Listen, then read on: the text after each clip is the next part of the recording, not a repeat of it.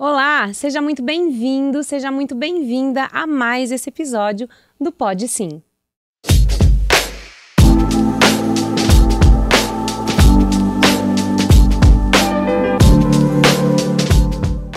Eu sou Cíntia Soares, mentora de negócios e metodologia em educação musical, e hoje eu trago aqui um convidado especial que eu curto o trabalho, admiro, a gente já conversou algumas vezes e hoje eu vou ter a oportunidade de conversar com ele ao vivo. É o Diogo Mafra, que é guitarrista profissional da banda do Edu Falaschi e ele também é mentor de músicos profissionais. Seja muito bem-vindo, Diogo. Obrigado, Cíntia. Obrigado pelo convite. Vai ser divertido.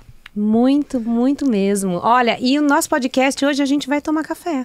Sim, durante o podcast. A gente está num estúdio aqui em São Paulo, onde o Cortella grava os episódios dele.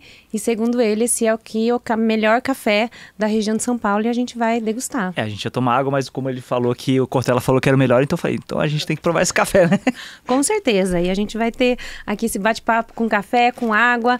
E primeiro de tudo, eu quero saber um pouco da sua história, da sua trajetória com a música. Afinal de contas, quando eu falei, como que eu te apresento, né? Músico profissional. Adorei. Então conta um pouco dessa história, quando começou, se foi na infância, se foi na adolescência, como que foi sua constituição musical? Tem músico na família, não tem? Todo mundo é normal, só você que é músico? Como que é?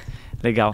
Olha, a minha história com a música foi interessante porque é muito comum de músicos que vivem disso, que são profissionais, começarem muito cedo, nem que seja por hobby, por curtição de criança, começar com 12, 13 anos de idade, até o momento ali, depois da adolescência, passar a levar mais a sério, se transformar num músico mais experiente e tal. Eu comecei bem tarde, eu dei meu primeiro acorde, assim, eu costumo brincar que eu dei meu primeiro acorde, aquele de dó maior, que pra ele sair com o som certo tem que botar a língua pra fora. Eu dei esse primeiro acorde com 17 anos de idade. Antes eu nunca tinha tido nenhum contato com música. Eu gostava de escutar, de ouvir, mas nunca tive interesse em tocar.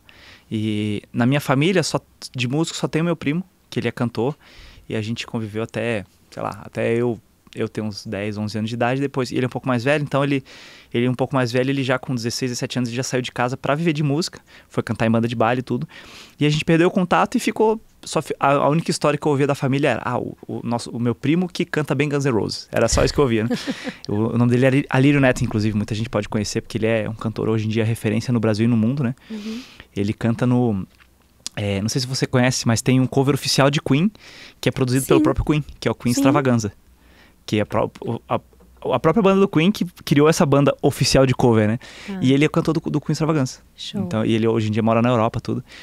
Mas a gente não tinha muito contato, então não teve uma influência direta dele, né? E aí ali na adolescência, tava naquela fase ali de segundo grau, aquela parada de não, você tem que fazer uma faculdade, meus pais botando pilha, né? E eu nunca sabia eu não tinha ideia do que eu ia fazer, porque o que eu gostava? Eu gostava de esportes e gostava de arrumar coisa, de consertar coisa, assim. Meu pai sempre foi meio professor pardal, assim, sabe? Ele conserta as coisas e ele monta as coisas e eu herdei isso um pouco dele. Então sempre gostava de mexer em coisas. Então eu pensei, eu tenho que fazer um vestibular, não sei o que eu gosto, não sei o que eu quero fazer, mas eu gosto de esporte e gosto de montar coisa. Então eu posso fazer educação física ou ser engenheiro. Foi a matemática que ficou na minha cabeça, né? Aí eu fiz o vestibular e não passei. Ainda bem que eu não passei. Porque a verdade é que eu não queria tanto aquilo, né? Só que eu também não sabia o que eu queria. Tava meio perdido, assim. Mas tinha aquela pressão e tal. E aí, por causa de um disco do Iron Maiden, chamado Powerslave, que foi lançado inclusive no ano que eu nasci, em 84, eu ouvi esse disco pela primeira vez e foi ali que foi o primeiro estalo de, vontade de tocar alguma coisa. E eu sempre fui muito ativo, sempre gostei de esporte. Aí eu pensei, vou tocar bateria, porque é legal, né? Tocar bateria, tal, é intenso, é muito físico. E aí eu cheguei pro meu pai e falei, pai, tô a fim de tocar bateria, tal. Ele, filhão, muito legal. Mas você não quer tentar assim, primeiro com a guitarra, porque pelo menos tem volume, né? Pode baixar o volume ali. Adorei. Não mata os vizinhos e nem a gente. Aí eu, mas... E na época não tinha dinheiro nem pra fazer aula, nem pra comprar instrumentos, dependia 100% dele. Tá bom, né? Então vou obedecer. E aí fui pra aula de guitarra meio desacreditado, assim. Só que na primeira aula de guitarra que eu fiz na vida, eu toquei o instrumento pela primeira vez e apaixonei imediatamente, assim. Falei, caraca, é isso. Amor à primeira vista.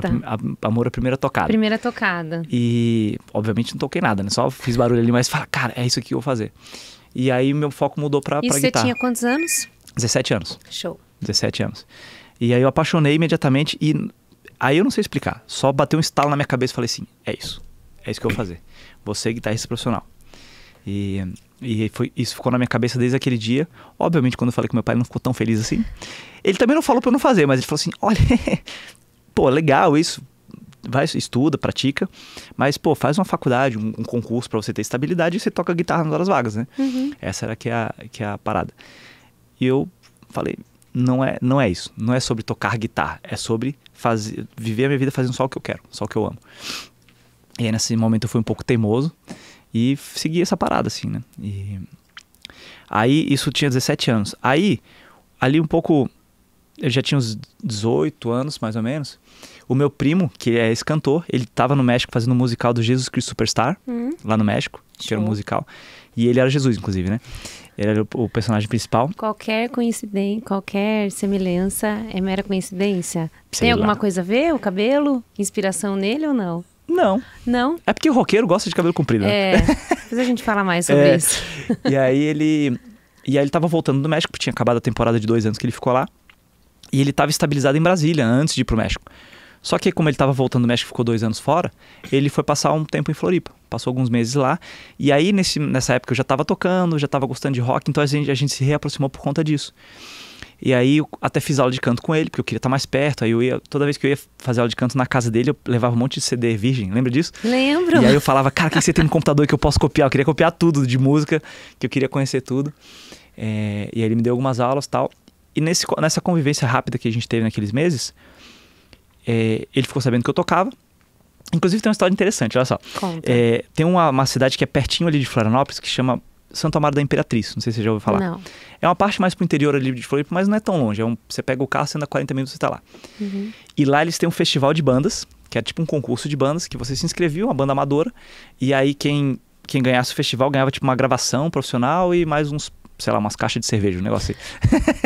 Aí eu fui, da primeira banda que eu tive, e aí a gente se inscreveu pra esse festival pra tocar a única música que eu sabia tocar na vida. A única que eu conseguia tocar era aquela, que era uma música do Metallica. E aí a gente tocou nesse evento e, coincidentemente, o meu primo, como tava voltando o meu primo nasceu em Florianópolis, mas ele nasceu mais especificamente em Santo Amaro, então ele é nativo de Santo Amaro. E aí o prefeito de lá sabia que ele tava de volta no Brasil e falou, pô, vai ter esse festival, eu vou te convidar para ser o jurado do evento.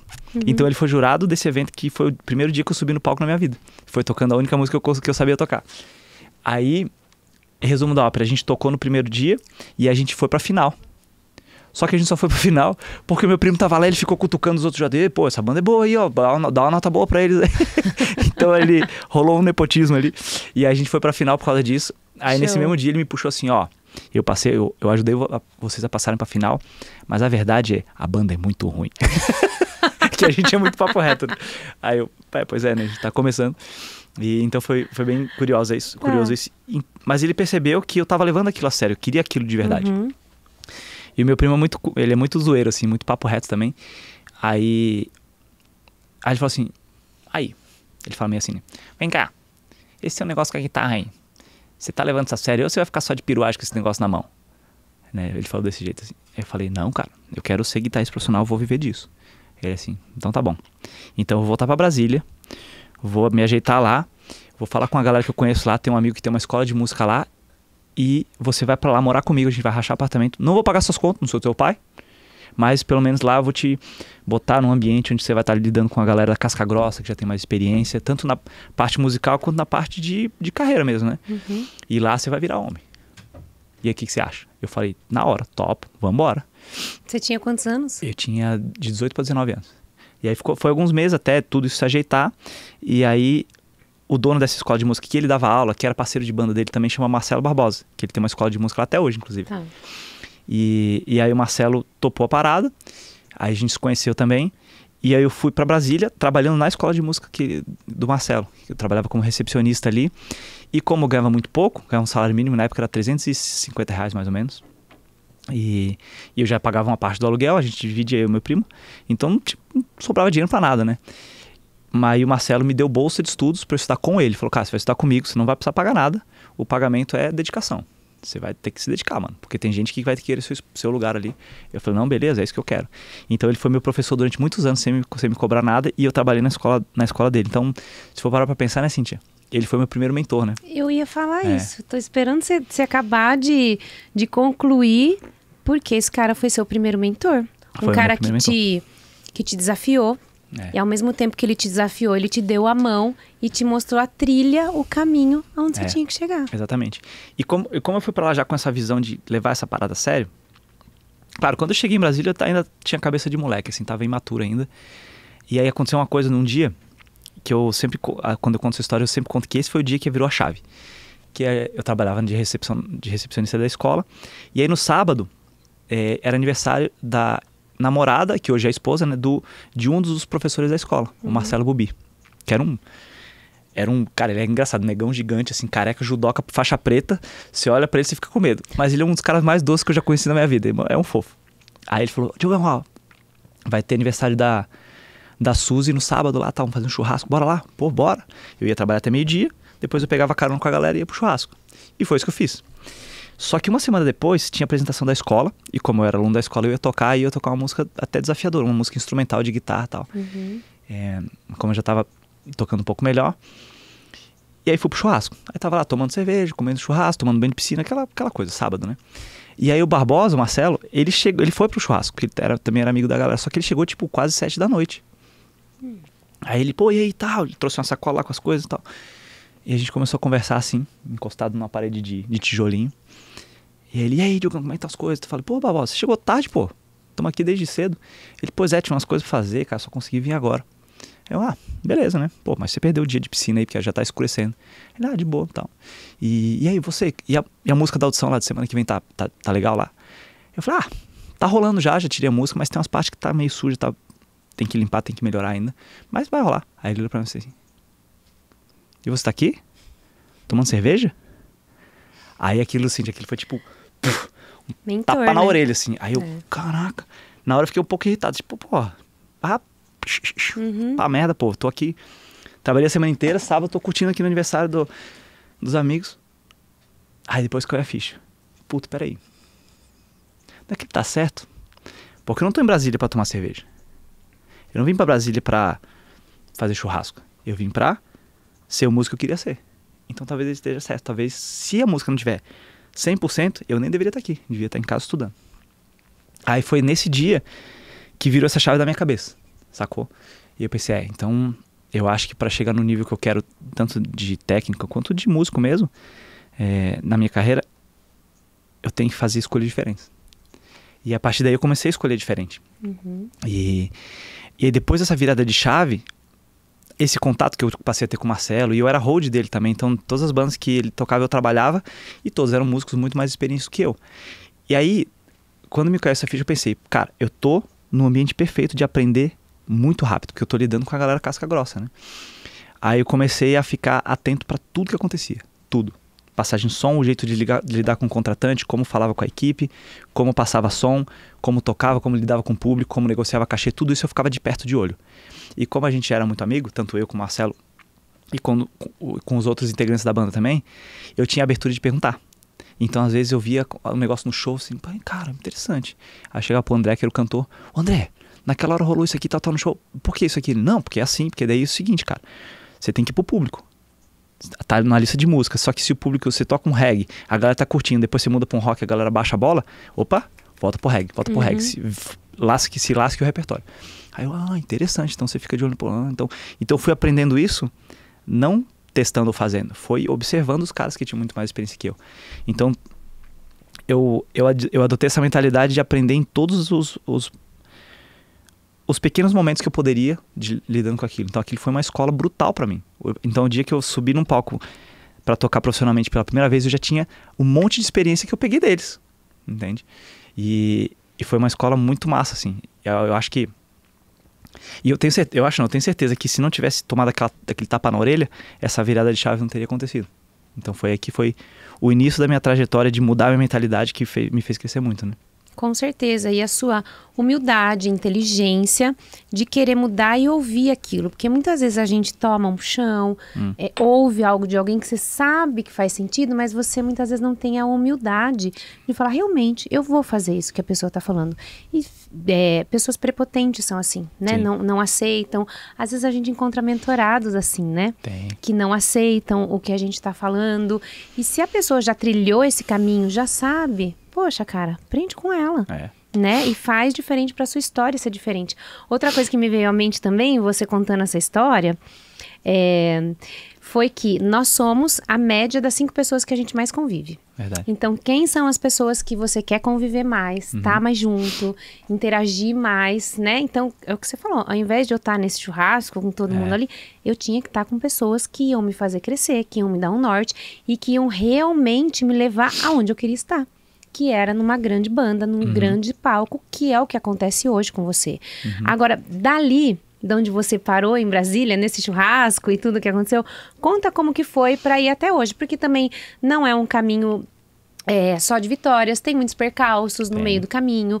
A gente sabe que o meio musical é um meio de egos.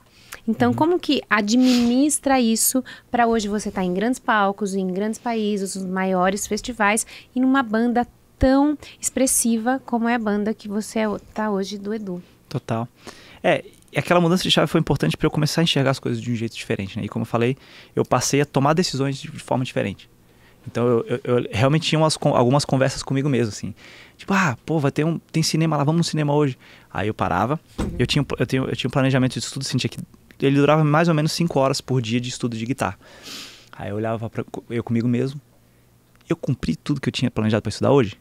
Cumpri, então eu posso ir no cinema. Agora, se a resposta fosse não, eu não fazia. Eu não saía de casa. E isso se estendeu para outras coisas. Então eu comecei a entender também que às vezes alguns resultados, mais pelo lado profissional que eu não tinha ainda, talvez estavam em conhecimentos que eu não tinha adquirido ainda. E quando eu comecei a enxergar de forma diferente, eu identifiquei que às vezes cara, não é em ser um melhor músico ou pior. Não tá só nisso. Eu tenho que aprender talvez outras coisas. Tem que aprender a lidar num grupo, numa banda, lidar com pessoas. Tem que aprender a fazer as pessoas entenderem o trabalho que eu faço, marketing. Tem que fazer as pessoas identificarem que eu mereço um cachê melhor, vendas. E aí foi aí que eu comecei a buscar esse tipo de conhecimento, que eu comecei a estudar essas coisas, né? E foi muito interessante porque o tipo de conhecimento que eu comecei a adquirir, diferente de música ali, foi... por essa eu não esperava. Foi lendo um livro de psicologia canina. Uau! Conta mais, porque isso é inédito em qualquer podcast, acho. Porque eu gosto muito de animais, de cachorros. Eu também. E aí, quando eu ia de férias pra casa da minha mãe em Floripa, e em Brasília eu tive TV por um tempo, mas eu nem assistia direito, eu não gosto. Hoje eu não tenho TV há mais de 15 anos. Tá. E aí eu ia pra lá, tinha TV a cabo lá, e às vezes eu ia pra praia surfar, tava de férias, voltava lá, ficava de boa, almoçava, ficava de bobeira ali, ligava a TV. E aí ficava zapeando o canal lá na TV a cabo. E aí chegava no Animal Planet, que tinha um programa chamado O Encantador de Cães. Sim. Do César Millan. E eu adorava aquilo, porque eu gosto de animais e eu achava curioso. Nossa, que doideira. Ele, com pouca coisa que ele faz com o cachorro obedece. Deixa eu entender isso. E muda o comportamento do cão, né? Muda. Perto do cérebro humano. Exatamente. Isso é... Aí eu comecei a curtir aquilo. E aí minha mãe tinha um cachorro, eu testava com o cachorro dela. E funcionava. Falei, cara, que legal esse negócio. E aí eu cheguei ao ponto de, inclusive, ler o livro dele. Tá. E aí quando eu li o livro dele, qual que é o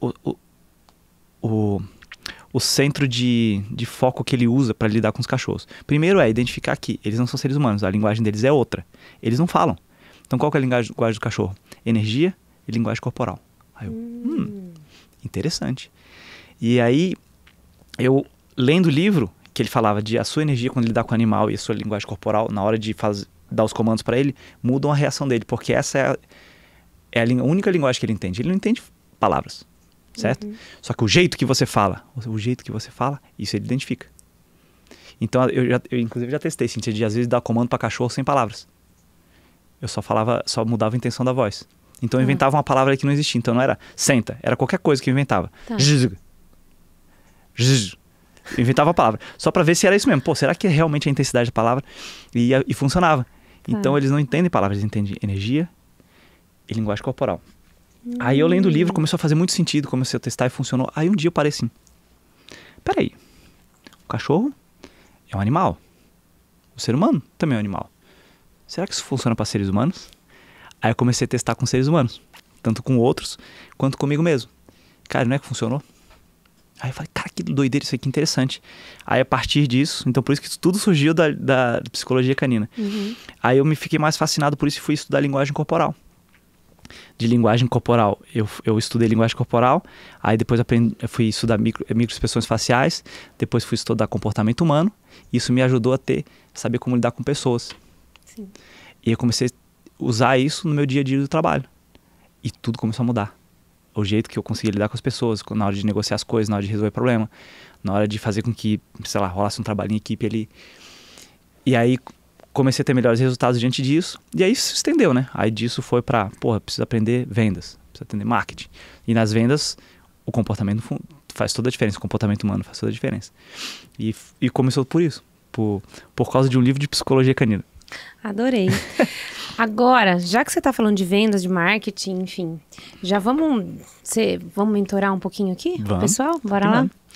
Quando uma pessoa, um professor de música, um dono de uma escola de música, ele quer vender as aulas de música dele. O que ele pode usar de programação neurolinguística, que eu sei que você entende disso também, e desses comandos, como a gente fala, como que a gente pode atuar no cérebro para que essa venda realmente seja mais assertiva, para que a pessoa entenda o que a gente está querendo vender. Porque tem pessoas que vendem aula de música erudita, como a gente estava falando agora, né? Aula de música popular, aula de guitarra, aula para criança, aula para adultos. Como que cada pessoa pode se comunicar melhor dentro do que ela faz, dentro das características do que ela faz, com a verdade dela, como que ela pode transmitir isso melhor para as pessoas? Porque geralmente quando chegam procurando aulas de música, as pessoas já perguntam no WhatsApp qual é o valor e qual horário você tem disponível, qual é o preço e a hora que você tem disponível, né? Total. Então como que a gente responde isso de uma maneira realmente que você vai conduzindo isso? Aí tem muitas camadas, né? Você falou da neurolinguística, neurociência, tem muito disso. E tem outros aspectos também de venda que a gente pode abordar mais. Primeira coisa é natural, a pessoa vai perguntar primeiro preço e o lance da hora, né? Mas o que ela quer saber de verdade? O preço. E qual é o grande problema disso? Se você fala o preço de cara, qual que é a única informação que ela tem sobre o seu trabalho para te comparar com os concorrentes, para ela tomar a decisão de onde que ela vai? O preço. Sim. E é por isso que muitos músicos reclamam, mas aí o mercado cobra barato, eu não consigo cobrar mais caro, não sei o que lá, que as pessoas não pagam. Mas peraí, como é que está o seu processo de venda? Aí eu vou identificar, elas estão falando preço primeiro. Óbvio, se fala o preço primeiro, a única coisa que elas vão comparar é preço. Eles não sabem quanto custa uma aula de música.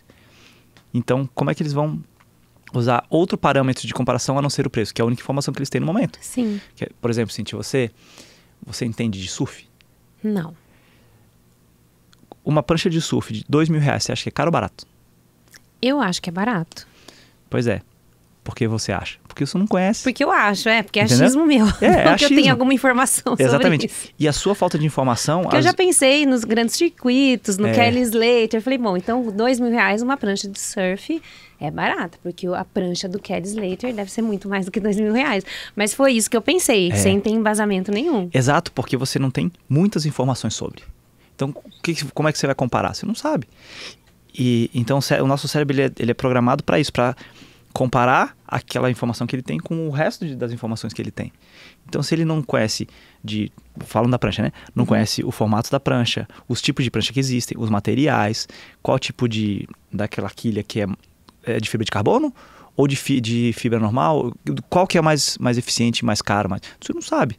Então, se você não tem todas essas informações, o seu cérebro não tem com o que comparar com os R$2.000. Entendeu? Eu que entendo mais de prancha de surf, porque eu surfo, eu sei que uma prancha de R$2.000 na verdade não é tão caro, não.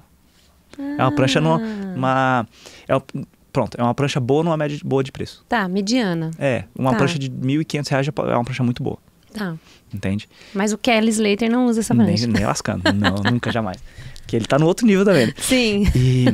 Então, qual que é a sacada aqui? Você tem que dar mais informações para a pessoa, para que ela possa ter mais informações para comparar, que não seja só o número do preço. Sim. Então, antes de eu falar o preço de qualquer coisa, eu falo, olha, não tem como te falar o preço. Vamos conversar um pouco mais para entender o que você precisa, o que você está buscando. Aí eu consigo te falar o preço certo para aquilo que você está buscando. Show. Porque no meu caso, por exemplo, eu tenho vários programas. Então como é que eu vou falar o preço se eu não sei o que ela quer? O que é que ela precisa? Entende? Então uma sugestão que eu posso dar pra galera é isso. Pô, calma aí. Como é que eu vou te falar o preço se eu não sei o que você precisa? Você quer o quê? Você quer fechar 6 meses? Você quer fazer aula semanal? Você quer fazer aula quinzenal? Você quer mentoria? O que é? Vamos conversar? E você quer aula individual? Você quer aula em grupo? Isso, exatamente. Aí a pessoa vai, é verdade, tem várias opções. Aí ela topa falar com você. Quando ela conversa com você por mais tempo, que pode ser no WhatsApp, pode ser no 1 a 1, pode ser olho no olho, pode ser um Zoom, não importa. Você vai começando a dar mais informações para ela dos seus treinamentos, dos seus programas, das suas aulas, para ela ter outras informações além de só o número do preço para poder comparar com os concorrentes. Aí que o negócio muda o jogo. Porque ninguém compra. Você não compra nada. Por exemplo, se você comprasse alguma coisa de mim, você não ia comprar por causa de mim. Você não gosta de mim tanto assim.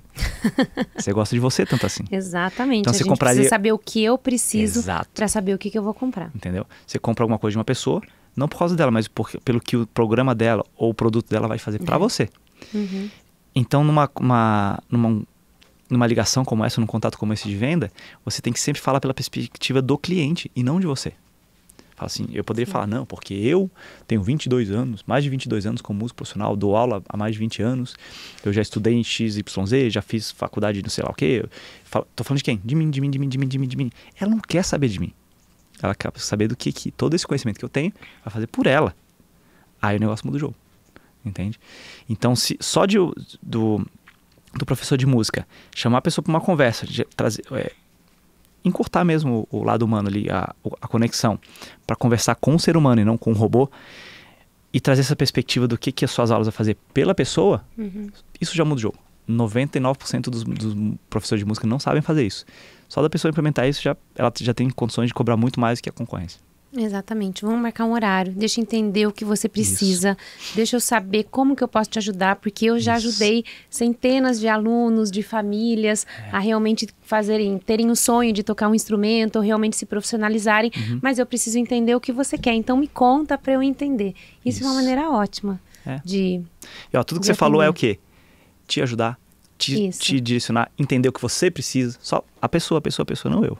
Isso, exatamente. Entendeu? E a gente pode fazer isso para tudo, né? Tudo. Que a gente for fazer na vida. Eu tenho recebido as pessoas assim nas sessões diagnósticas, eu sei que você faz isso também, e realmente a gente abre portas para as pessoas. Eu tô aqui para te ouvir, porque hoje as pessoas não se ouvem, né? Não conversam, não ouvem o que o outro quer. E esse profissional que a gente está falando, dono de escola de música, professor de música, muitas vezes ele fala muito na casa dele, compartilha, mas ninguém tá naquela vibe.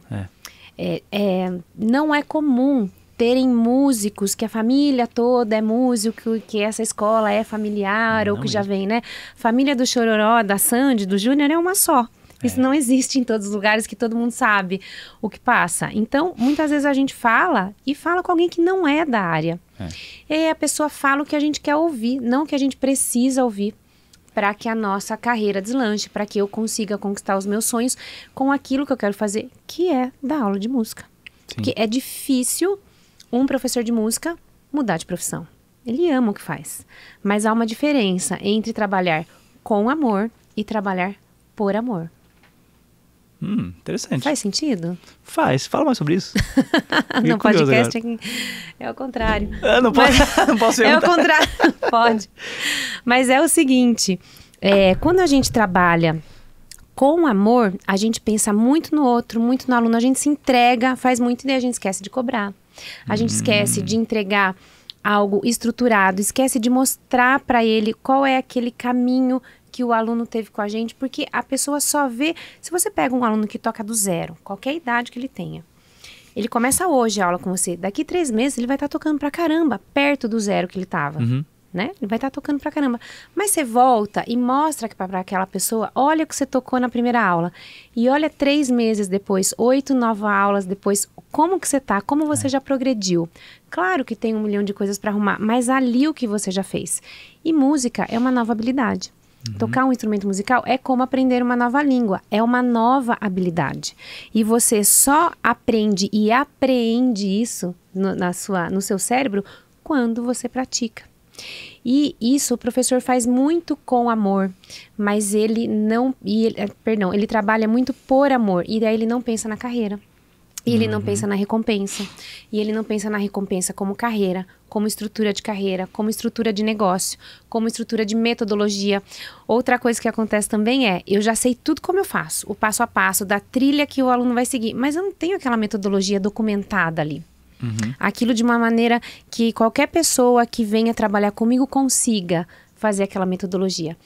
Outra dúvida que surge também, metodologia não é um livro, uma apostila. Metodologia é um conjunto de atividades, de práticas, de repertório que você vai juntando aquilo e formando uma trilha de aprendizagem. Faz sentido? Sim, total.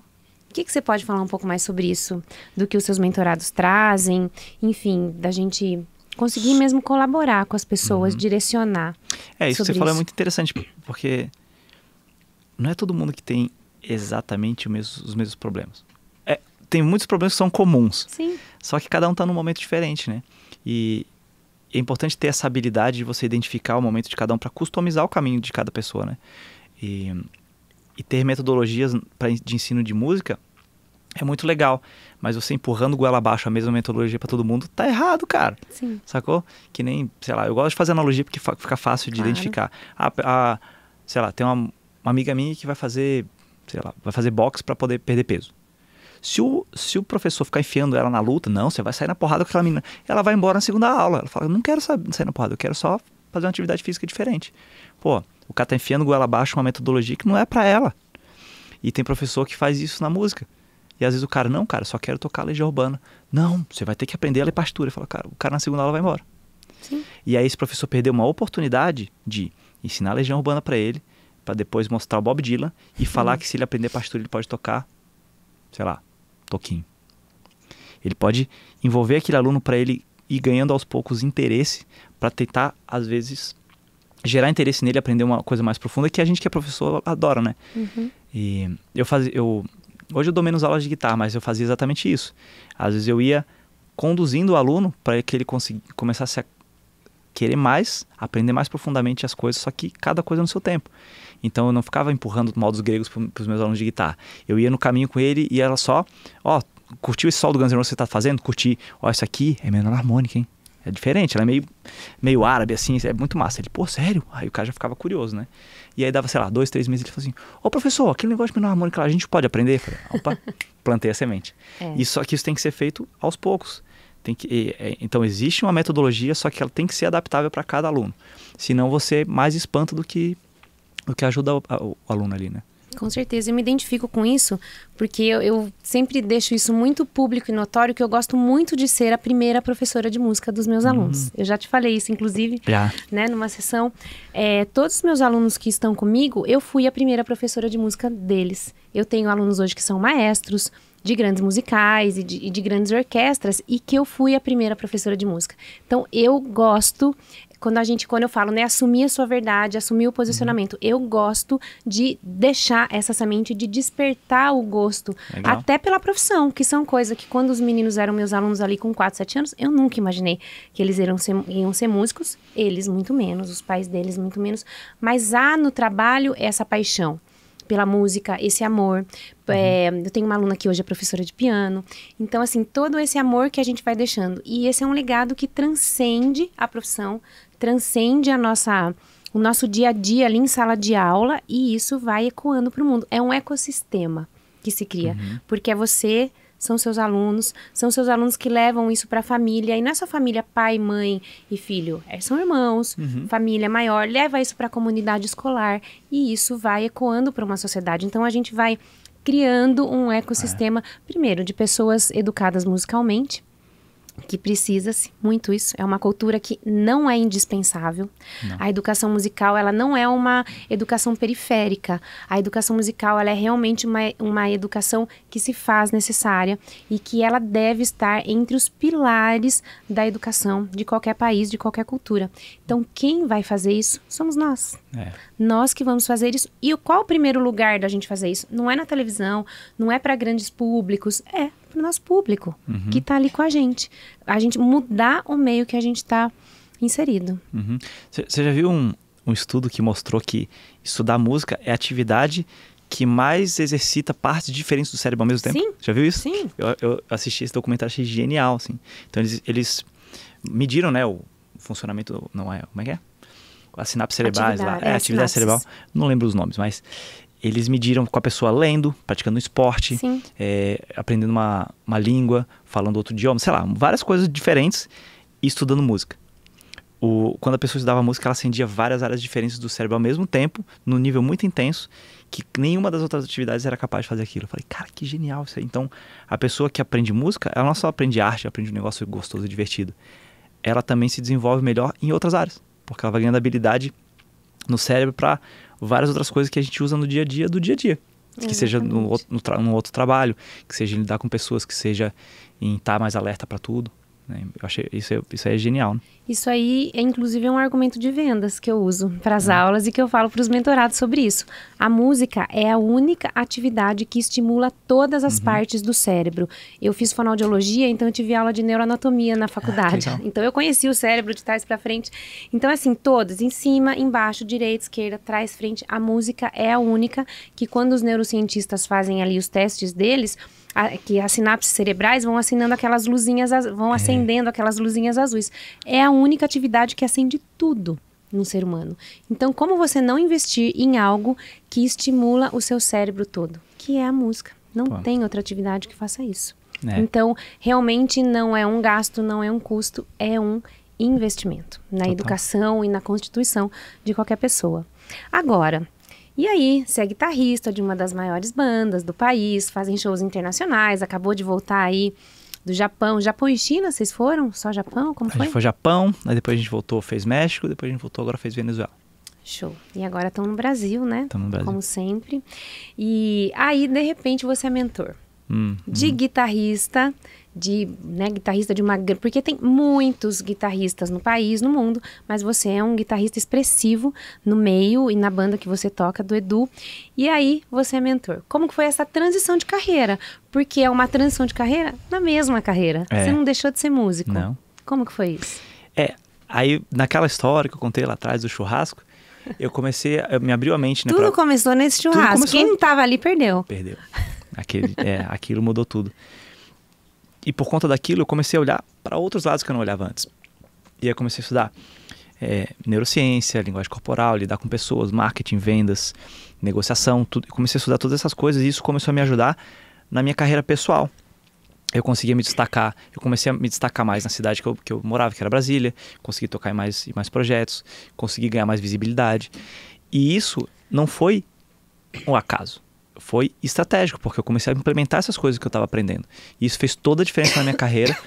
E, inclusive, eu me lembro de várias situações que eu usei estratégias pontuais que eu aprendi nos cursos que eu fiz em momentos que foram chave na minha mudança de carreira. De passar a tocar com o Edu. Antes ele tinha uma outra banda chamada Almar, então foi ali que a gente começou a trabalhar juntos. E aí, depois que ele fez a carreira solo, eu fui junto. Eu me lembro que eu usei estratégia disso para entrar no Almar. Eu sei o que eu fiz. Sabe? E, obviamente, ninguém ao redor sabia, eu só fui estratégico. Falei, cara, eu vou pegar essa oportunidade, eu vou tirar o melhor dela, porque eu quero entrar nessa banda. E deu certo. E eu sei que eu fiz para dar certo. E então, fez muita diferença na minha carreira como músico, tudo isso que eu passei a estudar. E aí teve uma época que eu tava já de olho nesse esquema do digital. E tem uma parada interessante, acho que você não sabe também, não sei se eu já te contei isso, mas eu fui um dos primeiros guitarristas a ter um curso online no Brasil. Eu não fui primeiro, acho que o primeiro foi o Damásio, mas eu me lembro que eu fui um dos primeiros, que isso foi em O Damásio teve um curso de guitarra, né? Foi o primeiro que ele vendeu. Show. Que era um curso do professor dele. Ele criou um curso com o professor dele, ele foi estrategista ali, e foi o primeiro... Ele fez o primeiro curso de guitarra do Brasil, e eu fui um dos primeiros, porque o Damásio acho que fez em 2013, o meu foi em 2014. Eu acho que foi esse timeline aí. Então, na época, os guitarristas hoje que tem um curso pra caramba não tinham. Eu fui um dos primeiros, né? E aí eu fiz Na época eu usei o método do Érico, só que qual que era a parada? A gente fez uma parceria entre um aluno meu que era médico, e três meninos que faziam a parte de estratégia de marketing. Eu só sabia da aula, não sabia mais nada. O meu aluno gostava de guitarra, só que era médico, ele pensou numa outra forma de investir a grana dele. Eu vou ficar botando em CDB, vou investir em outra coisa. E ele me deu a ideia de fazer um curso meu de guitarra, ele ia ser o investidor, eu ia ser o professor, e esses dois meninos iam ser os estrategistas. E a gente fez um lançamento semente, igualzinho do Érico. E deu certo, vendeu. Eu falei, caraca! E na época eu já estava assistindo muito conteúdo gratuito, eu já tinha entendido que o lançamento semente era para lançar e você testar a oferta, Deu certo, validou, aí você vai pro lançamento interno que ele é maior e começa a ganhar escala. Aí eu, pô, deu certo primeiro, agora o negócio vai bombar, né? Pô, tava feliz pra caramba. E aí os 2 meninos sumiram. Desapareceram. Eu falei, minha irmã... Com o dinheiro? Ou você Não, ficou com a grana? Eles pagaram a parte de cada um. Show. Menos mal. Mas eles apareceram. E aí eu falava assim, cara, peraí, calma, não, vamos fazer outro lançamento. E nada, eles não respondiam, sumiram. E eu falava com o meu aluno, cara, e os caras? Nunca mais responderam também. Sumiram. Devem ter pego outro expert, foram fazer outra parada. E aí qual que foi o problema? Eu vi o negócio ali, ó, ao meu alcance, saca? O que eu queria, que era ter um curso online que desse muito certo. E aí foi embora. Falei, caralho. Aí eu fiquei muito puto, do meu jeito que eu fico. Falei, quer saber, eu vou aprender essa parada, não vou nunca mais depender de ninguém. E você foi aprender tráfego, Aí eu fui tudo. aprender tudo. Aí eu estudei Admiro. o Érico, estudei como fazer a parada toda, estudei copy, estudei tráfego, estudei tudo que você imagina. Uhum.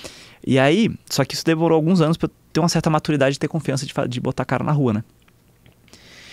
E nesse meio tempo, vários outros guitarristas começaram a lançar curso. Ou seja, perdi um pouco do timing, né? Mas tudo bem, eu sei que mesmo com vários cursos por aí, eu posso fazer o meu e ainda dá certo, tá tudo certo. Tem espaço pra todo mundo. Só que quando eu falei, pô, agora eu vou lançar alguma coisa minha, eu pensei, e se eu fizer algo diferente?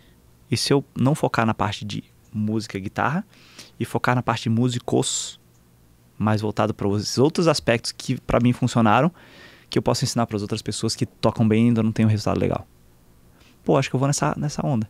E foi aí que eu comecei a arrumar para essa parte. Eu fiz outros treinamentos mais focados em performance de palco, algumas coisas que também eu estudei muito. E aí, aos poucos, isso foi migrando para se tornar mentoria. Então, hoje eu ensino para a galera, dentro da minha mentoria, todos aqueles outros aspectos que não é tocar bem, todo o resto. Para que o cara tenha uma carreira bem sucedida, que ganhe bem fazendo o que ele gosta, do mesmo jeito que eu consegui fazer através desses conhecimentos, né, que eu tive. E aí, na mentoria, eu ensino isso para eles. Foi essa a transição, né? Então, foi tipo movido pela raiva de não querer mais depender de ninguém. E hoje, eu sei que sempre tem algo que a gente fala incansavelmente para os nossos mentorados. Qual é a frase, ou o direcionamento, ou a ideia que você fala toda a sessão, todo encontro, toda conversa de WhatsApp, que você fala para os seus mentorados assim, que você mais quer que realmente eles pratiquem e que eles internalizam, e principalmente a gente trabalha muito mentalidade com eles. O tempo todo, toda a sessão, a cada direcionamento que a gente dá de hot seat, né, cada ping-pong ali, a gente trabalha muito mentalidade. Então, trabalhando mentalidade, o que você mais fala para eles hoje, assim, que você vê que é algo latente e que todo mundo precisa saber e realmente colocar isso na mente, na mentalidade e praticar?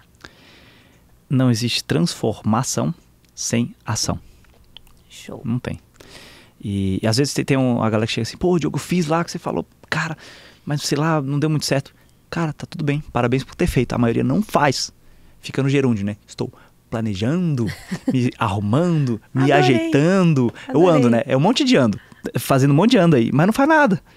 Planejando, estruturando, pensando. Para de ando e faz faz a porra do negócio, caralho. E aí, depois de você fazer mal, aí você começa a melhorar um pouquinho, ajustar e aí você começa a fazer bem, né? Então, também uma outra coisa que eu falo pra eles que tem a ver com isso é impossível você ficar bom naquilo que você não faz. É uma habilidade, tem que desenvolver. Exatamente. Então eu sempre empurro, cara, faz. Ó. Aí, claro, lá eu tenho estrutura, tenho as estratégias que eu ensino. Claro. Né? Mas eu não deixo eles enrolarem demais. Tem gente que se enrola porque se enrola, né? Mas o foco é sempre, ó, tá aqui a estratégia, faz. Ah, legal, vou ver pra fazer ano que vem. Que ano que vem? Faz hoje, pô, amanhã. Testa. Se não der certo, a gente vê o que faz. Eu vou te ajudar aqui pra avaliar. A gente refaz de novo com esses ajustes. E aí vai embora. Show de bola. E como eu sempre falo, tocar um instrumento musical é uma habilidade. A gente fala para os nossos alunos todos os dias, treine, pratique para você ficar bom. Treine, a gente escreve, né, no caderno, treine tantas vezes, faça isso. É uma habilidade que só vai ficar bom se treinar. E na vida também é isso. Tudo que você faz que você nunca fez é uma habilidade. Você não tocava a guitarra tão bem quando você começou com 17, quando você toca hoje. É uma habilidade. Tem alguma música nova, vocês vão ter um arranjo novo? Tem que treinar. Senão você vai chegar na hora, você vai errar, os caras vão ficar, né, louco com você. Total. Pô, você errou aquele solo. Ainda mais o guitarrista, né? Que tem o solo e tudo mais. Tem que estar na ponta dos dedos. Não tem um senão, né? Você já errou muito no show? Você erra solo e... Eu erro direto. E vida que Faz segue, parte, né? é. Então pode errar, né? Não Pode. tem problema, você ganha o cachê do mesmo jeito. E sabe o que é É isso interessante? também, pode Eles errar. só erram quando eu entrego. Ou melhor, eles só percebem que eu errei quando eu entrego. Isso. Quando eu erro, a nota faz careta assim, aí a galera, ih, o cara errou ali. Mas se eu sigo a mesma cara, não falo nada, a galera nem percebe. E show de bola, vida que segue. Olha, só essa frase que você falou, a gente já poderia finalizar o podcast, porque é aquilo que você falou. O planejando, o tentando, o pensando, não vai rolar. Não. Nada vai acontecer. Você tem que realmente agir para saber se vai dar certo, se não vai. O que você tem que adaptar. Cada público é um, cada região é uma, cada um está localizado, né, geograficamente no lugar. Então tem que testar e fazer de novo. Agora eu queria te fazer uma pergunta que a gente estava fazendo antes aqui. Qual é o shampoo que você usa? Você pode falar aí pra galera? O mais barato que tiver. Qualquer um. Agora, guitarrista, cantor de rock, roqueiro, sempre tem cabelo comprido. Sempre. Por quê? Tipo, o cabelo tá na força do cabelo? O que que é? Tipo, Sei. sanção? Eu só acho legal. É legal. Pra E performance, pra performance ali. também é massa, porque balança o cabelo lá, fica divertido. Que show. E aí, quando vocês descem do palco, fez uma super performance, arrasaram. Nossa, tá ali transpirando energia. O que a pessoa vem perguntar pra você? Qual é o shampoo que você usa? É muito engraçado. Às vezes fico pensando, cara, a gente viajou, tal, chegou lá, aí foram 40 minutos de aquecimento, de concentração, tal. Aí depois 2 horas de show, tocando um monte de música difícil, com um monte de nota que tem cestina, semicolcheia, tudo a 170 BPM, 140. E uma loucura, intensidade e tal, um monte de dedicação. E aí termina o show, a primeira coisa que a pessoa pergunta é qual shampoo que você usa. Eu falei, porra, então tá bom. Então eu vou fazer um shampoo com meu nome, vou botar no merchandise pra vender. E se ela perguntar, Show. tem ali, pode comprar lá, que você vai ter meu shampoo. Já é meta pra 2024. Eu vou fazer. Show, mas não deixa só lá, já faz já no próximo show, cara. Já vê uma É verdade. farmácia É verdade. aí, um químico, não sei quem que faz isso, sei lá, um farmacêutico pra desenvolver um shampoo com a sua marca. Tem um monte de farmácia e você pode fazer isso. Eu vou fazer. E faça. Show. Arrumando possibilidades. Você vê como que é? Você vende o que eles querem, entregam o que eles precisam. Exatamente. Então o pessoal tá pedindo, vamos vender. Vamos vender, vamos ué. fazer. Eu adorei essa ideia. Eu acho que você vai faturar pra caramba Eu vou fazer. com isso. Diogo, antes de finalizar, primeiro eu quero muito te agradecer. Obrigado. Por ter vindo aqui, eu adorei. O tempo tá acabando, já estão me avisando lá, eu preciso terminar, mas dá pra gente fazer mais alguns podcasts aí com um monte de assunto pra gente falar. Primeiro, agradecer pelo seu precioso tempo de estar aqui, que a gente sabe que hoje tempo a gente não estoca, tempo não volta atrás. Então, primeiramente, muito obrigado por estar aqui, por ter se deslocado, vim falar pra essa galera aqui, a nossa galera dos músicos e musicistas. Se você tivesse uma oportunidade de enviar uma mensagem de WhatsApp, de áudio, para todo mundo, e que todo mundo que você conhece, que está assistindo aqui, todo mundo que você conhece pudesse ouvir, o que você falaria para essa pessoa?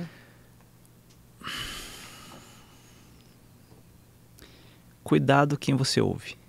Cuidado quem você escuta. Porque daqui a 15, 20 anos quem vai ver sua vida é você. Ninguém vai ver ela por você. Show. Fechou com chave de ouro. Muito obrigada. Obrigada por estar aqui. Espero que você tenha curtido mais esse episódio do Pode Sim. Nós vamos deixar aqui todas as informações das mídias do Diogo para você conhecer mais do trabalho dele e seguir. E eu te espero no próximo episódio. Clica aqui, ativa o sininho para você assistir os nossos vídeos e também siga nas redes sociais para conhecer mais sobre o nosso trabalho.